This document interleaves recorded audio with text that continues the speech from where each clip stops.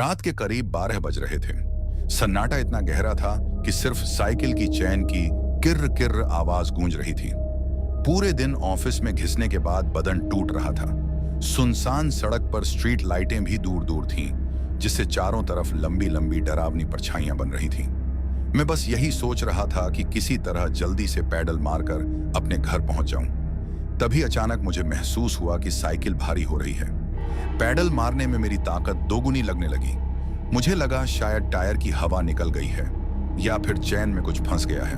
मैंने सोचा कि उतरकर एक बार चेक कर लूं, लेकिन जैसे ही मैंने ब्रेक लगाने की सोची, तभी पीछे से एक ऐसी ठंडी हवा का झोंका आया जिसने मेरी रीढ़ की हड्डी में कंपी छू दी। वह हवा सामान्य नहीं थी, उसमें सड़ने जैसी एक अजीब सी बदबू थी, मानो कोई जानवर हफ्तों से मरकर धूप में सड़ रहा हो। वो हवा इतनी पास थी, ऐसा लगा जैसे कोई ठीक मेरे कान के पास आकर ठंडी सांसें ले रहा हो। तभी मेरे कंधे पर किसी ने अपना भारी हाथ रख दिया। वह हाथ इंसानी नहीं था। उसकी उंगलियां सूखी कंकाल जैसी थीं और उसके लंबे नुकीले नाखून मेरी शर्ट को चीरते हुए मेरी चमड़ी में धंस रहे थे। वो हाथ इतना ठंडा था मानो बर्फ का कोई टुकड़ा सीधे मेरी खाल पर रख दिया गया हो।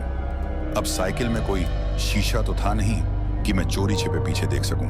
अगर देखना था तो सीधे अपनी गर्दन घुमानी थी। डर के मारे मेरा पूरा शरीर सुन्न पड़ गया। गला पूरी तरह सूख चुका था। न चाहते हुए भी मेरी गर्दन धीरे धीरे पीछे की तरफ घूमने लगी और जो नजारा मैंने देखा उसने मेरे होश उड़ा दिए। मेरी साइकिल के पीछे वाले करियर पर एक खौफनाक भयानक आकृति बैठी हुई थी। उसका चेहरा आधा झुलसा हुआ था, मांस सड़कर लटक रहा था। उसकी आंखें कोयले की तरह काली और उनके बीच में अंगारे जैसी लाल रोशनी चमक रही थी। वह मुझे देखकर एक ऐसी घिनौनी और चौड़ी मुस्कान हंस रही थी जिससे उसके नुकीले और गंदे दांत साफ दिखाई दे रहे थे। उसके फटे पुराने काले कपड़ों पर खून से साफ साफ लिखा था, सावधान, एक भयानक आत्मा पीछे है।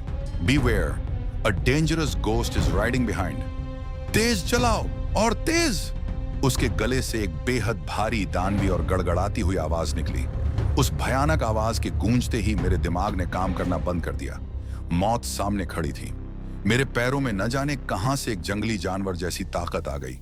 मैं रोते हुए, चिल्लाते हुए पागलों की तरह पैडल मारने लगा। साइकिल सड़क पर हवा से बातें करने लगी।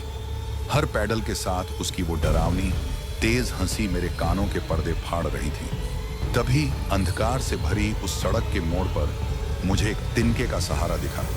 सामने हनुमान जी का एक छोटा सा पुराना मंदिर था जिसके बाहर एक पीला बल्ब जल रहा था। मैंने बिना सोचे समझे अपनी पूरी ताकत लगाकर साइकिल के हैंडल को सीधे मंदिर के चबूतरे की तरफ मोड़ दिया। जैसे ही साइकिल मंदिर के बल्ब की रोशनी के दायरे में आई, पीछे से एक ऐसी दर्दनाक और गगनभेदी चीख गूंजी जिसने आसमान को हिला दिया। और अगले ही पल साइकिल एकदम हल्की हो गई। मैंने तुरंत ब्रेक मारे, पैर जमीन पर टिकाए और हांफते हुए पीछे मुड़कर देखा। वहां कोई नहीं था। करियर एकदम खाली था। सिर्फ हवा में वही सड़ने वाली बदबू धीरे धीरे गायब हो रही थी। मैं साइकिल को वहीं जमीन पर पटक कर भागता हुआ मंदिर के चबूतरे पर चढ़ गया और हनुमान चालीसा का पाठ करने लगा।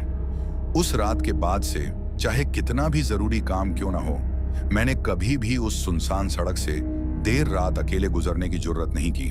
अगर आपको यह खौफनाक कहानी पसंद आई हो तो ऐसी ही और भी रोंगटे खड़े कर देने वाली सच्ची और काल्पनिक कहानियों के लिए हमारे चैनल को सब्सक्राइब जरूर करें, वीडियो को लाइक करें और अपने दोस्तों के साथ शेयर करना न भूलें।